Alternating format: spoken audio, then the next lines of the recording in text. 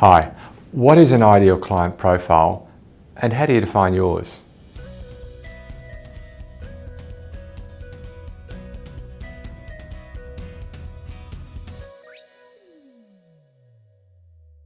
Your ideal client profile describes the type of businesses you most want to serve.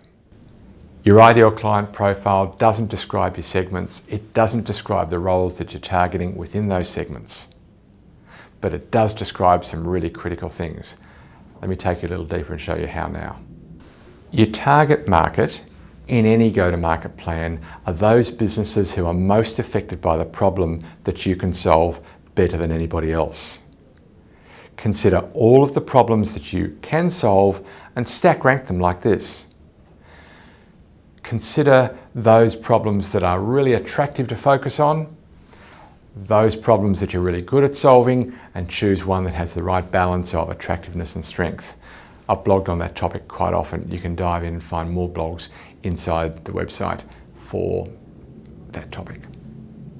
Having chosen the problem that you're most going to focus on, think about all of the types of businesses that have that problem and who within those businesses is most worried about that problem. Here are some examples. Now think about what's true of all of those segments. What are the characteristics that are true for every one of those segments? Think about size, geography, maturity of the business, how it's funded, anything that's universally true, that's going to be part of your ideal client profile. But think also about profitability. What kind of businesses are really profitable to serve for you, and what's true about the businesses that just have turned out not to be so profitable for you? You need to think about that as well in your ideal client profile. So let's tie all that together. What does that really mean? What is your ideal client profile and how do you come up with it? Start with a list of all of the target segments that you're going to serve. On a separate list, then write down all of the universal truths, the characteristics that are true of all of those segments, so you don't have to write them out 100 times. Start there. Then add the characteristics of what does a really profitable kind of company look like for you?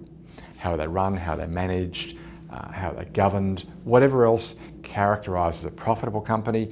And then think about any characteristics that would help you avoid the unprofitable companies, the ones you really don't want to serve anymore, but you might have in the past.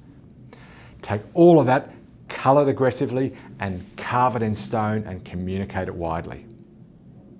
In Funnel Plan, navigate to the Problems section to identify all of the problems and then rate them. Go to the Target Market section to identify firstly the segments that you're going to serve, that is the businesses who most have the problem and the roles who are most affected by those problems. Then the ideal client profile, the universal truths. All of that in the Funnel Plan looks like this. All of the problems that you considered, the one that you chose,